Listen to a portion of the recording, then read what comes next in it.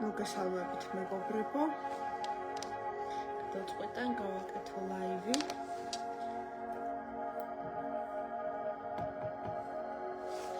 თან პალოსატოსაც ავანთებ.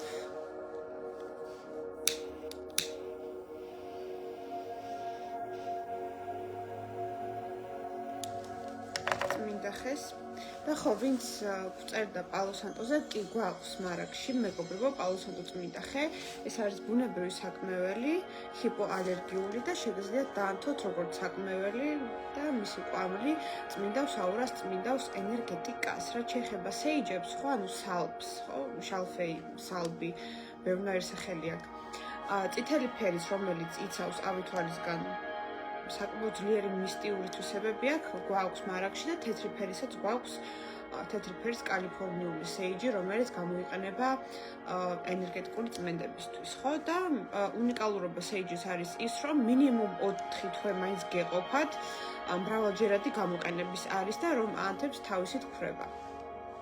კიდევ აურის გამწვენი ჭხირები გვაქვს, ფინანსების გამწვენი ჭხირებს ველოდები, ფინანსების მოსაზით ჭხირებს ველოდებით უკვე თებერვალში, ჯერ არ გვაქვს ახლა მარაგში, ვწერენ მაგაზე და გვექნება და დავდებთ პოსტს რომ ჩამოვა, ხო, თებერვალში ველოდებით ფინანსების მოსაზით ჭხირებს ძალიან უყვართ, ესე იგი, ერთხელ რომ წაიღებენ 10 ცალს მაინც, მერე ბრუნდებიან და მიაქვთ 30 ცალი, 40 ცალი და სწრაფად გვეყიდება ხოლმე, ამიტომ ეხლა ბევრმა გადაგვადებინა და თუ გინდათ რომ თქვენს გადაგიდოთ რომ ჩამოვა, შეგიძლიათ მოგწეროთ გადადებაზე და კიდევ ტიბეტურ თასებსაც ველოდებით. ეხლა არ გვაქვს მარაგში, ეხლა მარაგში გვაქვს დამამშვიდებელი ეთერზეთი, პალოსანტო წმინდა ხე და სეიჯები და ასევე დასადგამი ჭხირების და აურის გამწვენი ჭხირები. ხო, აი ეს გვაქვს ამ ეტაპზე მარაგში და ველოდებით მარაგის შევსებას ფინანსების მოსაზრდი ჭხირების, ტიბეტური თასების და ამაზე დავდებთ აუცილებლად პოსტს მეგობრებო. მე თან კომპიუტერით შემოვალ რომ ხანდახან არ მიჩნევს ხოლმე ეს კომენტარები ტელეფონით და ამიტომ კომპიუტერით შემოვალ და გამიხლოთ უკვე მეგობრებო ახალმთვარეობის პერიოდი რაც გვაქვს მალე. ესე იგი 29 იანვარს მეგობრებო გვექნება ახალმთვარეობა და გვექნება მზე მერწყულში, მთვარე მერწყულში, ამიტომ საკმაოდ საინტერესო პერიოდი არის ექსპერიმენტებისთვის, სიახლეებისთვის, ხო, ეს მერწყულისეული ენერგიები, ასევე მერწყული მართავს ასტროლოგიურად მე-11 საათს, რაც ოცნებების ასრულებასთან არის კავშირში, ამიტომ შეგვიძლია გავაკეთოთ მანიფესტაციური ტექნიკები 29 იანვარს. ამავდროულად 29 იანვარს მეგობრებო მოდის გველი, ანუ არის ახალი წელი ჩინური კალენდრის მიხედვით. ამიტომ ორმაგად მნიშვნელოვანი თარიღია, ესე იგი თან ჩინური კალენდრით ახალი წელი გვაქვს და კარგი არის რომ აი მწვანე ფერი ჩაიცვათ მეგობრებო, შავი ფერი არ უყვარს გველს და წითელი კიდევ და მოერიდეთ ამ ფერების ჩაცმას. ვიცი რომ აქტუალურია და ყველას გვიყვარს აქ ფერები, მაგრამ ნუ აი 29-ში ნუ ჩავიცმევთ ჯობია. ესე იგი შეიძლება რა ფერებით შევხვდეთ გველის წელს, ხო, 29 იანვარს. ეს არის მწვანე, რაც პრინციპში მთავარი ფერია საერთოდ, იმიტომ რომ მწვანე ფერის ხისტიქის გველის წელია, ასევე ნაცრისფერი და ხორცისფერი ფერები. ხო? აი ეს ფერები, აი ნუდი ფერები დაუშვათ ყავისფერი, ხო? აი ეს ფერები შეიძლება და კარგი არის რომ შევხვდეთ და აღვნიშნოთ, იმიტომ რომ 31-ში რეალურად არ შემოსულა გველი, ანუ დრაკონის წელი გვაქვს ეხლა კიდევ 29 იანვრამდე და აი ნამდვილად გველი შემოდის უკვე 29 იანვარს და კარგი იქნება რომ შევხვდეთ ახალ წელს მეგობრებო, იმისთვის რომ კარგად ჩაიაროს ჩვენთვის აი ამ წელმა. გველს საკმაოდ უყვარს ყურადღება სხვათა შორის და ჯობია რომ მივაქციოთ სათანადო ყურადღება, აი რომ შემოვა ის დღე აღვნიშნოთ მეგობრებო, ხო? და ფერები უკვე ვთქვით, მაქსიმალურად კარგი განწყობით და ამავდროულად ვინედან ეს არის მეგობრებო ახალმთვარეობა, შეგიძლიათ რომ სურვილებით ჩაიფიქროთ. ეხლა ტექნიკებზე ხშირად მეკითხებიან ხოლმე, რომ აი როგორ გავაკეთოთო, ხო? ბევრნაირი ტექნიკა არსებობს, მაგრამ ორი ძირითადია რეალურად. პირველი ეს არის, როდესაც საუბრობთ წარსულში, რომ თითქოს ეს ყველაფერი რაც გვინდა უკვე მოხდა და მეორე არის, როდესაც უბრალოდ ჩამოწერთ და სამყაროს მიმართავთ თხოვნით, რომ მე მინდა და ვაგრძელებთ. ოღონდ მთავარი კრიტერიუმი, რაც არ უნდა დავარღვიოთ, ეს არის ნეგატიური ფორმულირებების გარეშე უნდა ვთქვათ. ანუ არ ვფოკუსირდეთ იმაზე, რაც არ გვინდა რომ მოხდეს, არამედ ვფოკუსირდეთ იმაზე, რაც გვინდა მოვიზიდოთ. ეს არის მნიშვნელოვანი კრიტერიუმები მანიფესტაციის და კიდევ გასაღები საერთოდ იმის, რომ თქვენი მანიფესტაცია ახდეს, არის ემოციების ჩართულობა. ანუ, როდესაც თქვენ არა მხოლოდ წარმოიდგენთ და ისე იტყვით, ხო, ემოციების გარეშე, არამედ იმ ემოციებს გრძნობთ, რა ემოციებიც გექნებოდათ ეს, რომ მართლა უკვე ხდებოდეს თქვენ ცხოვრებაში, რაც გინდათ, ხო? ანუ მაქსიმალური ემოციური ჩართულობა გჭირდება. რა თქმა უნდა, პოზიტიური ემოციები გჭირდება, უმჯობესია, რომ პოზიტივი მოვიზიდოთ, ხო? ამიტომ ესეც გაითვალისწინეთ აუცილებლად. და 29 იანვარს ვაკეთებთ აი ამ მანიფესტაციურ ტექნიკებს. განსაკუთრებით ემოციურად დახუნძლული დღე ეს იქნება, რა თქმა უნდა, მერწყულებისთვის, ლომებისთვის, კურვებისთვის, მორიელებისთვის, ანუ ფიქსირებული ხარისხის ნიშნებისთვის, იმიტომ რომ მზე, მთვარე ორივე შეერთდება ფიქსირებული ხარისხის ნიშან მერწყულში და რა თქმა უნდა შემდგომში ეს პლუტონთან შეერთებასაც გამოიწვევს და ძალიან ტრანსფორმაციული და ძლიერი ენერგიების დღე იქნება რეალურად. ამიტომ ჩვენ შეგვიძლია ამ დღეს ისე ჩავიფიქროთ სურვილები, რომ ჩვენი ცხოვრება შეიცვალოს უკეთესობისკენ. ანუ პლუტონისეული ენერგიები არა მხოლოდ ნგრევასთან არის კავშირში დავუშვათ და სიკვდილიანობასთან, არამედ ეს არის კავშირში ასევე პოზიტიურ ტრანსფორმაციებთან. აი თუ გინდათ განვლება, თუ გინდათ აი ახლიდან დაწყება რაღაცის, ხო, საერთოდ აი ახალი ენერგიები რომ შემოდის, ტრანსფორმაცია. ამისთვის იდეალური დღე არის 29 იანვარი და ნუ დაგვავიწყდება, რომ ნამდვილი ახალი წელი ჩინური კალენდრის მიხედვით არის 29 იანვარს და აუცილებლად აღვნიშნოთ მეგობრებო ყველამ. დაარწმუნებული ვარ, კიდევ გაგვთ ვთქვათ ის გველის სიმბოლიკა დავუშვათ ან სხვადასხვა საახალწლო დეკორაციები და კარგია რომ აი ამ დეკორაციების და ყველაფრით შევხვდეთ ჩვენს გველს მეგობრებო. იმიტომ რომ კი ვხედავთ უკვე როგორ დაიწყო ეს წელი, აქ უკვე ნუმეროლოგიური ციფრი მოქმედებს ცხრიანი, რომ ვთქვი ჩემი 2025 წლის პროგნოზში, რომ აი ცხრიანის წელი, მარსიან გრევები, კატაკლიზმები და მსგავსი რამ და ნუ პოტენციურად ომებიც და პრინციპში უკვე კატაკლიზმები ხდება მეგობრებო. აი უამრავი დავუშვათ ავიაკატასტროფა მოხდა, შეგიძლიათ მოიძიოთ ინფორმაცია წელს, ხო? მიყოლებით თან. კიდევ ხანძრები ლოს-ანჯელესში, ხო, რომ გადაეწვათ სახლები ცნობილ ადამიანებსაც და ანუ ისე იქ მაცხოვრებლებსაც, ხო, ანუ ბევრი რამ უკვე ხდება. და რეალურად დიდი კატაკლიზმების და ცვლილებების წელი ნამდვილად არის მსოფლიო მასშტაბით 2025, იმიტომ რომ აი ცხრიანის წელი არ არის ხოლმე ზოგადად მარტივი. და რომელ წელს შეგვიძლია რომ შევადაროთ, ხო? აი რომ გავიხსენოთ, აი კიდევ ცხრიანის წელი მქონდა 2016, ხო? აი 2016-ით რომ გავიხსენოთ, 2017-დან უკვე ახალი ენერგიები შემოვიდა, იმიტომ რომ 2017 გამოვიდა ნუმეროლოგიურად ერთიანი, ხო? და საერთოდ ახალი ენერგიები შემოიტანა. და ასეთივე ახალი ენერგიების შემოტანი იქნება უკვე 2026 წელი. ამიტომ სანამ ახალი ნუმეროლოგიური ციკლი დაიწყება, წინა 2 წელი არის ხოლმე მაინც ენერგეტიკულად მძიმე და დაძაბული, იმიტომ რომ ამ პერიოდში ვექტორი დგინდება საითწავე კაცობრიობა, ხო? ამიტომ ეს მნიშვნელოვანია რომ გავითვალისწინოთ, რომ სწორედ ეს ქმნის აი ამ დაძაბულ აურას და დაძაბულ ენერგეტიკას, რაც იყო წინა წელსაც და რაც იქნება წელს ამავდროულად, ხო? და მეგობრებო, მე ჩავწერე ვიდეო ტრამპზე, ტრამპის პირადი რუკა განვიხილე, რა შეიძლება ველოდოთ მისი ინაუგურაციისგან და მმართველობისგან, იმიტომ რომ ჩვენს ქვეყანაზეც ექნება ტრამპის მოსვლას სერიოზული გავლენა.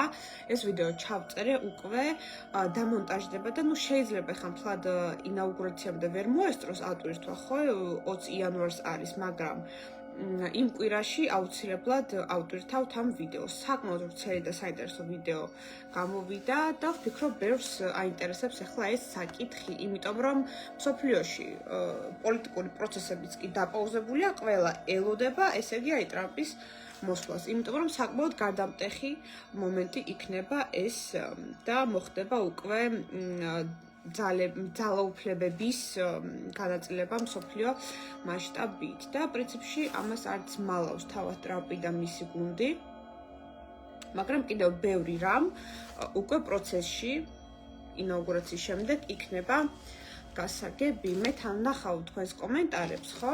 მეგობრებო, ვინც ახლა შემოხვედით 29 იანვარზე ვსაუბრობდი, მნიშვნელოვანი დღეა, ახალი წელი გვაქვს ჩინური კალენდრის მიხედვით და ამავდროულად ახალ მთვარეობა და უნდა ჩავიფიქროთ ყველა მსურვილები, მეგობრებო.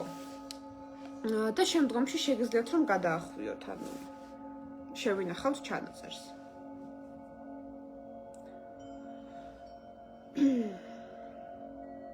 ცხიანებისთვის როგორი წელია?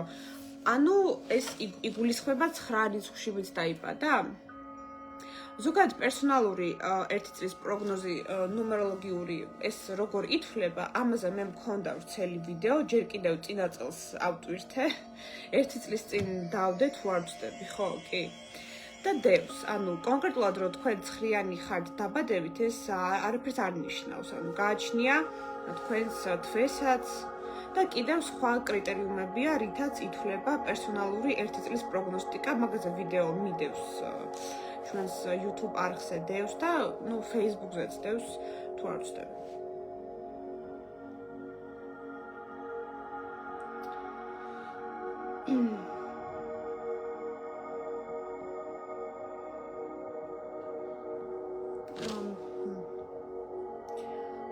ცხრიანი ვისთვის არის კარგი, ეს ინდივიდუალურად ითვლება უკვე. ანუ ეს ინდივიდუალური გამოთვლების შედეგად შეგვიძლია გავიგოთ ვისთვის არის ცხრიანი დადებითი ენერგიების მომტანი. ყველა ადამიანს აქვს თავის უნიკალური კოდი. დაბადების თარიღი და წელი განსაზღვრავს თქვენს კოდს, თქვენს კოდირებას, ამიტომ ეს ინდივიდუალურია ძალიან.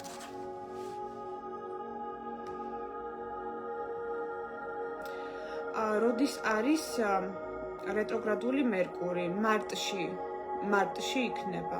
ეხლა არა.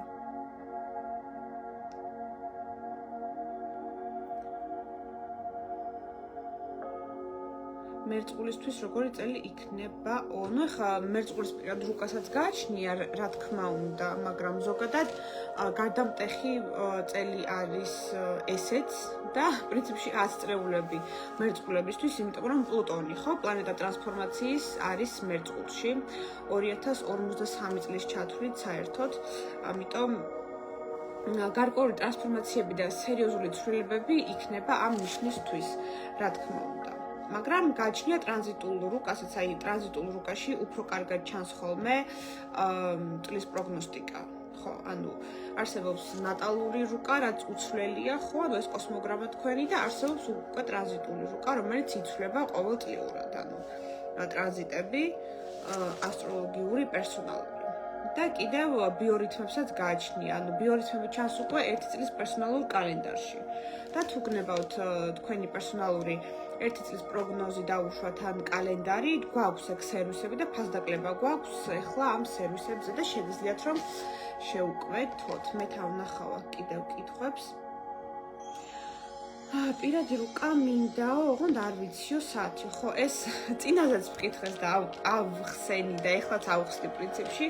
მოკლედ, მეგობრებო, ბევრს აქვს ეს პრობლემა, რომ არ იციან საათი, მაგრამ უნდა ავხსნათ რა ითვლება საათით, ხო? საათით ითვლება ასცენდენტი, ანუ ასტროლოგიური სახლები. მაგრამ აი პლანეტები თვითონ, მთვარე ცვალებადია ხოლმე. 2-3 დღეში ერთხელ და თუ მთვარის თვალებად დღეს დაიბადეთ, შეიძლება რომ იქ მთვარის გამოთვლას სხვადასხვა კითხვები სჭირდებოდეს და გამოითვლება რომ აი რა მთვარე გაქვს. დანარჩენი პლანეტები არც ვენერა, მარსი, მერკური, სატურნი, იუპიტერი, კარმული კვანძები მით უმეტეს არ ჩავმთვარე. არაფერი არ ითვლება საათით, ანუ ითვლება დაავადების თარიღით და წლით. ამიტომ აუცილებლობა საათის არ არის. უბრალოდ აუცილებელია იმისთვის თქვა თუ ასცენდენტი გაინტერესებს თქვენი, ანუ პოზიციონირება. ასცენდენტი განაგებს გარეგნობას და პოზიციონირებას რეალურად, ხო? მაგრამ პირადი პლანეტები და ასპექტები პლანეტებს შორის ეს არ ითვლება საათით. ამიტომ ნუ გგონიათ რომ თუ არ იცით საათი ვერ გაიგებს თქვენს რუკას. აი ბევრს აქვს ეგ პრობლემა და სულ წერენ ხოლმე და ვუხსნი რომ აი რა ითვლება საათით და რომ შეიძლება საათის გარეშეც რუკა გაიგოთ კი ბატონო. მოკლედ წლებია მაგას ვუხსნი. თუ იცით საათი, ეს კარგია იმ კუთხით, რომ ასცენდენტს გამოითვლით, მაგრამ თვითონ რუკა დგება თარიღით და წლით. ანუ ეგ არის აუცილებელი რუკისთვის. მით უმეტეს ხა ბედის მატრიცა თუ გაინტერესებს თქვენი, მან საათი საერთოდ არ გჭირდებათ. ბედის მატრიცა სჭირდება თარიღი და წელი. ანუ ნუმეროლოგიური ანალიზი თუ გაინტერესებს დავუშვათ, ხო? მან გჭირდება უკვე მხოლოდ თარიღი და წელი. ანუ საათი გჭირდება მხოლოდ აი ასცენდენტი თუ გაინტერესებთ, ხო, სახლები. ეგ არის დაახლოებით ესე 20% რუკის, მეტი არა. ამიტომ არ არის განაჩენი საათის არცოდნა. ვიმეორებ წლებია და ყოველთვის მწერენ ამ კითხვას, მაინც რომ არ იქნება ზუსტი და მსგავსი კითხვები. არა. ანუ ზუსტი იქნება, უბრალოდ არ დაიწერება სახლები, თუ არ იცით საათი. რაც ითვლება საათის გარეშე, ის გამოითვლება ჩვეულებრივად თარიღით და წლით. всё.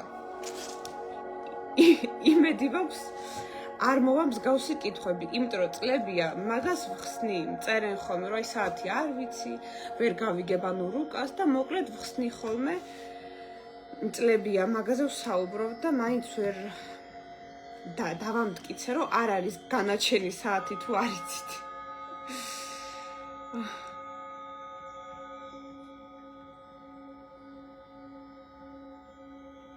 მამაკაცის შემთხვევაში მზის გავლენა უფრო დიდი აქვს თუ მთვარესო. მამაკაცის შემთხვევაში გავლენა აქვს მარს, ანუ არც მთვარეს და არც მზეს იმდენად, ანუ მარსი. მთვარე არა. ну გააჩნია ხა პლანეტებს ხა თუ ძლიერი მთვარი აქვს, შეიძლება შეეტყოს დავუშვათ, ხო? მაგრამ კაცებს უფრო ემჩნევათ მარსი.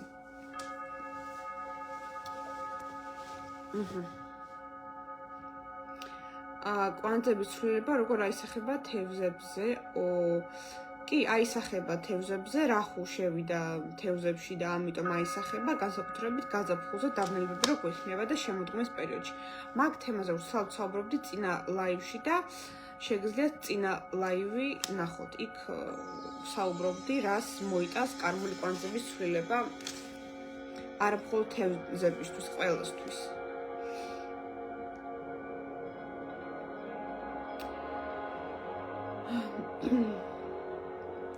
მერწყულს რა პერიოდი აქვსო კარიერულად. ეხლა კარიერაზე რო ვსაუბრობთ, კარიერა თქვენს პერსონალურ ტრანზიტებს გააჩნია. ყველა მერწყულს ხო არ აქვს ერთნაირი ტრანზიტები, ამიტომ თქვენს პირად ტრანზიტებს გააჩნია კარიერის თემა თუ გაინტერესებთ პირადად თქვენი და ზოგადად მერწყულებს ეხლა ენერგიის დაქვეითების პერიოდი აქვს 20 იანვრამდე. ვნახოთ კიდევ არ მიჩანს ეკრანზე და აქედან უნდა ვნახო.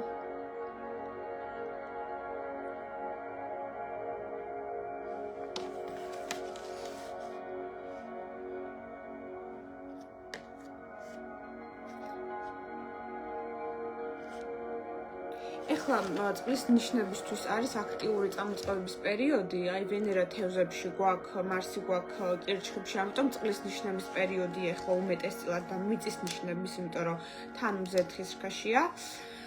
ანუ თხისრქა, კურო, ქალწული, თევზი, მორიელი, კირჩხიბი, აი ამ ნიშნებისთვის აქტიური პერიოდია ეხლა, ხო? ცეცხლის ნიშნების პერიოდი ჯერჯერობით არ არის. ამიტომ თუ გრძნობთ უენერგიობას, აქ ტრანზიტებსაც გააჩნია, ხო, აი ცეცხლის ნიშნებზე მაქვს საუბარი. მაგრამ თვითონ ლომებს ხო უკვე 20 იანვრიდან ერთი თვის განმავლობაში ვურჩევ თავი შევიკავოთ აი სერიოზული ჩარევებისგან ჯანმრთელობის კუთხით, იმიტომ რომ იმუნიტეტი იქნება დასუსტებული უფრო ლომების, ხო, აი მაგ პერიოდში განსაკუთრებით, ხო. იმიტომ რომ ენერგოტონუსი დაეცემა უკვე 20 იანვრიდან ერთი თვის განმავლობაში ლომების. ამიტომ თუ რამე მნიშვნელოვანი საქმეები გქონდათ ჯანმრთელობის კუთხით, გირჩევთ მოასწროთ უკვე 20 იანვრამდე. ლომებზე მაქვს საუბარი. რაც შეეხება თვითონ შულდოსნებს და ვერძებს, ამ შულდოსნებისთვის და ვერძებისთვის კარგი ტრანზიტია სხვადასხვა 20 იანვრიდან მზე რომ შევა მერწყული და მშვილდოსანი და მერწყული და ვერძი ძალიან მეგობრობენ ენერგეტიკულად პრინციპში. ამიტომ შეიძლება რომ მათთვის კარგი პერიოდი დაიწყოს უკვე წამოწყებების კუთხით. აი სიახლეები, წამოწყებები, ახალი ექსპერიმენტები, ხო? ამ ყველაფრისთვის კარგი პერიოდია, თუმცა ყოველთვის ვამბობ, რომ ტრანზიტებს გააჩნია, პირად ტრანზიტებს, ხო? და ზოგადად წამოწყებებს მე ყველას ვურჩევ მარტამდე რომ გააკეთოთ, იმიტომ რომ მარტის თვეში თან დაბნელებებია, თან მერკურის რეტროგრადულობა გვექნება. მოკლედ მარტის თვეში არაფერს არ ვაკეთებთ. ასე ჯობია. ხო, მეგობრებო, ეს კვირაც გვაქვს საახალწლო ფასდაკლება 40%-მდე ყველა სერვისზე და მოასწარით შეკვეთა ბედის მატრიცა თუ გინდათ, ნუმეროლოგია, პითაგორას კვადრატი, 1 წლის პროგნოზი, 1 წლის კალენდარი, 1 საათიანი ონლაინ კონსულტაცია, გასაუბრება ჩემთან, დავუშვათ პირადი რუკა, სინასტრია, ანუ შეთავსება, თარიღის გამოთვლა, ყველაფერზე გვაქვს ახლა 40%-მდე საახალწლო ფასდაკლებები ეს კვირაც იქნება. ამიტომ მოასწარით ახლა, რომ ისარგებლოთ ამ შეთავაზებით. კი ბატონო, და კონსულტაციაზე ვისაც გვინდა ჩაწერა, მაქვს ჯერჯერობით იმ კვირაში ადგილები, სავსე არ არის ჯერ, მაქვს ადგილები და ჩასაწერად უნდა მოგწეროთ პირადში და ადმინები გეტყვიან რა თარიღები და რა საათებია თავისუფალი 1 საათიან ონლაინ კონსულტაციაზე და თვითონ კონსულტაციაზე რა განიხილება, ხო? ხშირად დაინტერესებთ ხოლმე, რომ აი რა განიხილებაო. პირადი რუკა, თქვენი კარმის დიაგნოსტიკა ხდება, პროგნოსტიკა, 1 წლის პროგნოზი, 3 თვის ბიორითმები განიხილება თქვენი, ანუ პერსონალური დადების და უარყოფითი დღეები, განიხილება ასევე თარიღის გამოთვლას თუ გაინტერესებთ, თავარია 1 საათში ჩავეტიოს და განიხილება ეგეც, შეთავსება პარტნიორთან, მოკლედ ის თემები, რაც ყველაზე მნიშვნელოვანია რომ იცოდეთ თქვენ თავზე, ჯანმრთელობა, ფინანსების სიყვარული, ყველაფერი ეს განიხილება 1 საათიან ონლაინ კონსულტაციაზე. თუ დავუშვათ ბევრი კითხვა გაქვს და გონიათ რომ 1 საათი არ გიყოფათ, შეგიძლიათ შევთანხმდეთ და 2 საათიანი ჩავნიშნოთ. ესეც ხდება ხოლმე. მეგობრებო, ამიტომ ონლაინ კონსულტაციაზე თუ გნებავთ ჩაწერა ჩემთან, უნდა დატოვოთ კომენტარი ან მოგწეროთ პირადში და სხვა სერვისების ფასდაკლებულ ფასებსაც ჩაგიგდებენ ადმინები. და ვინც ახლა შემოხვედით, მეგობრებო, 29 იანვარზე ვსაუბრობდით, გვაქვს ჩინური ახალი წელი. მნიშვნელოვანი თარიღია ძალიან და თან არის ახალმთვარეობა. ამიტომ აუცილებლად ვაკეთებთ მანიფესტაციას, ჩავიფიქროთ სურვილები. ზოგი მაგალითად აი სურვილების რუკასაც აკეთებს ხოლმე. მაგრამ, ეს აუცილებელი არ არის რეალურად. ანუ ჩამოწერაც არ არის აუცილებელი, თქვენ თუ განვითარებული გაქვთ წარმოსახვა და იმ მომენტში ზუსტად იცით, რომ კონცენტრირდებით და ჩამოაყალიბებს თქვენს სურვილებს. ანუ ეს ჩამოწერა უფრო სჭირდებათ, აი ვისაც სტრუქტურირება უყვარს და შეიძლება დაავიწყდეს, დავუშვათ, ხო, ან ფორმულირებებში შეცდომები რო არ კონდეს მერე, ხო, დავუშვათ, უკვე ჩაფიქრების დროს. ამიტომ არ არის აუცილებელი ჩამოწერა, მაგრამ თუ ჩამოწერა გირჩევნიათ და გეკომფორტულებად, შეგიძლიათ ჩამოწეროთ კიდეც. კი ბატონო. შემოვა გველი და შემოიტანს თავის ენერგიებს. მეგობრებო და ბოლოს გველის წელი გქონდა 2013 წელს, ხო? 2013-ში და გაიხსენეთ რა ხდებოდა თქვენ ცხოვრებაში იმ წელს. იმიტომ რომ ბევრი მოვლენა შეიძლება განმეორდეს კიდეც იქიდან ციკლურად. ხო? ამიტომ გაიხსენეთ რა ხდებოდა 2013 წელს თქვენ ცხოვრებაში.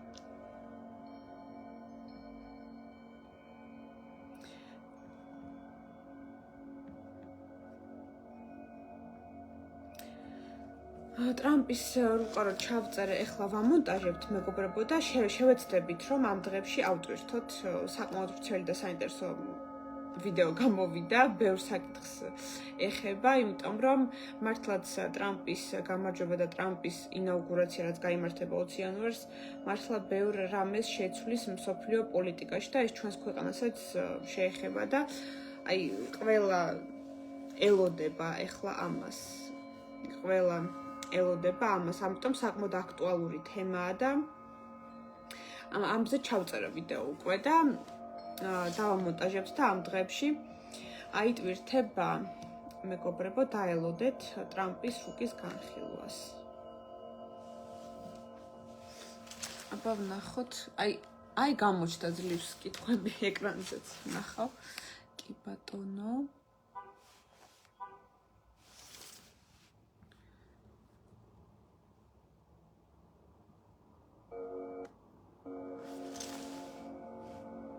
ტყუპებს როგორი პერიოდი აქვთ? ტყუპებისთვის მშვენიერი პერიოდია საერთოდ ივნისამდე. ანუ ეს არის ერთ-ერთი ფავორიტი ნიშანი ამ წლის. თუ რა თქმა უნდა კარმული წლები არ გაქვთ, ან სატურნის დაბრუნება, ან შავი მთვარის პერიოდი წელს, მაშინ ტიპიური ტყუპებისთვის მშვენიერი წელია და ტრამპიც ხო ტყუპია მზით და პრინციპში მშვენიერი წელი ქონდა.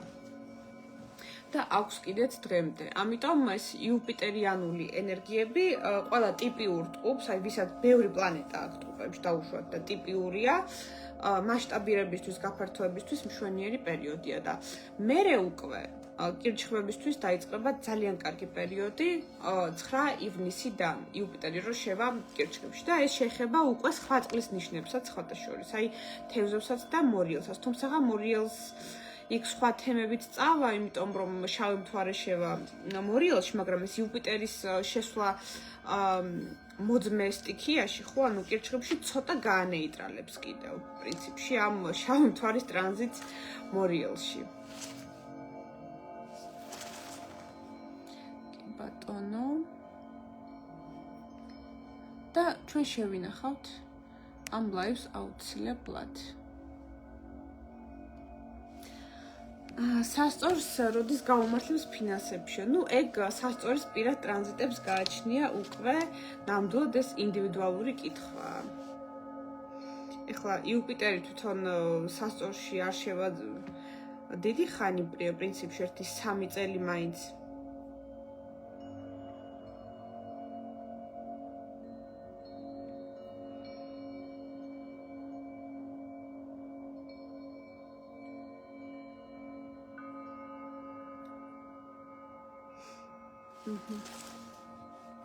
ვნახო თავს ქროთ, ბევრი კითხვა მეორდება.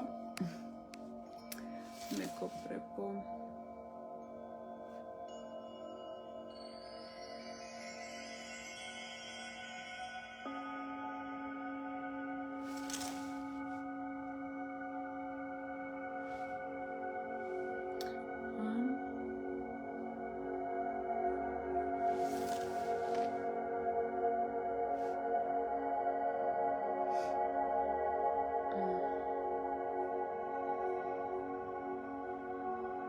თხის რქებს როგორი წელი აქვთ? აი თხის რქებს რაც შეეხება, ხო? გირჩევთ რომ ივნისამდე გააკეთოთ ყველაფერი მნიშვნელოვანი. ამ წლის ივნისამდე, იმიტომ რომ მერე უკვე იუპიტერი რო შევა საპირისპირო ნიშან კირჩხიბში, თქვენ თუ არ გაქვს პირად რუკაში იუპიტერი კირჩხიბში დაუშვათ ან მთვარე კირჩხიბში, ხო? ან რომელიმე სხვა სოციალური პლანეტა. მაშინ არ იქნება მარტივი პერიოდი უკვე თხის რქებისთვის ივნისიდან. ამიტომ ყველა მნიშვნელოვანი საკითხი რაც გინდოდათ გაგეკეთებინათ წელს, უმჯობესია რომ ივნისამდე გააკეთოთ. და რაც შეეხება კარმულ პერიოდებს, ვისთვის არის კარმულად მნიშვნელოვანი წელი, ეს არის თევზები და ქალწული, რა თქმა უნდა, იმიტომ რომ კარმული კვანძები რომ შევიდა თევზებში და ქალწულში, განსაკუთრებით გაზაფხულზე 13 მარტიდან 29 მარტის ჩათვლით, რომ გვექნება დაბნელებები, თევზების და ქალწულების ცხოვრებაში სერიოზული კარმული გარდამტეხი ცვლილებები წავა. და ვისაც კიდევ ეს კარმული პროგრამა აქვს პირად რუკაში, ხო, რაჰუ, თევზი, კეტუ, ქალწული ან პირიქით, ხო? ანუ ვისაც ეს პროგრამა აქვს, მათთვის ნამდვილად საყურადღებო კარმული პერიოდი არის უკვე 11 იანვრიდან, როდესაც შეიცვალა ეს კარმული კვანძები და სასწორებზე მეკითხებიან კიდევ როდის ამოისუნთქებენ. რა თქმა უნდა, მარტის ბოლოდან, როდესაც შავი მთვარე ლილიტი დატოვებს სასწორს, მაშინ ნამდვილად